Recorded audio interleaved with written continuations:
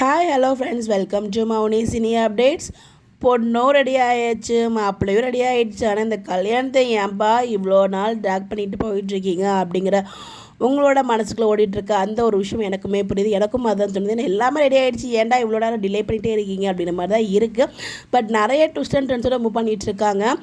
மாப்பிள்ளை கடத்ததுக்கு பதிலாக வேறு யாரையோ கடத்தி இது எல்லாமே மாயாவும் காதில் வாங்கி அப்படி இப்படின்னு கொண்டு போயிட்டுருக்காங்க. இன்னொரு பக்கம் வில்லன் கேங்ஸ்லாரும் சேர்ந்து சாமுண்டீஸ்வரியை கடத்திட்டாங்க.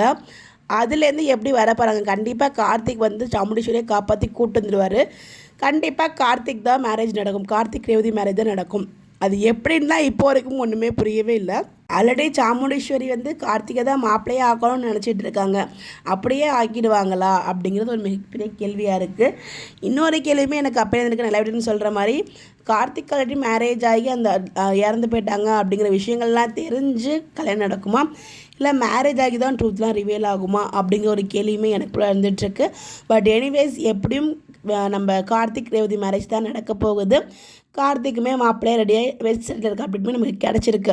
பட் இதெல்லாம் எப்போ நடக்கும் அப்படிங்கிறத நமக்கு ஒன்றுமே புரியலை. ஸோ இந்த ஒரு பக்கம் பாட்டி இவங்க கேங்கில் ஒரு பிளான் பண்ணிகிட்டு இருக்காங்க, அங்கே சாமுண்டீஸ்வரி ஒரு பிளான் பண்ணிகிட்டு இருக்காங்க, கார்த்திக் ஒரு பிளான் பண்ணிகிட்டு இருக்காரு, பூசோரத்தில் கொண்டு வந்துட்டு அவளை தான் சேர்த்து வைக்க போகிறேன் அப்படின்னு சொல்லிட்டு அங்கே வில்லன் கேங்லாம் சேர்ந்து எப்படியும் வந்து மகேஷ் ரேவதி கல்யாணம் தான் நடக்கும், நீ வந்து சாமுண்டீஸ்வரி வெளியில் வர சொல்லி நான் எங்கள் ஆளை வச்சுருக்கேன் அப்படின்ற மாதிரி சொல்லி கடத்த வச்சுட்டாங்க.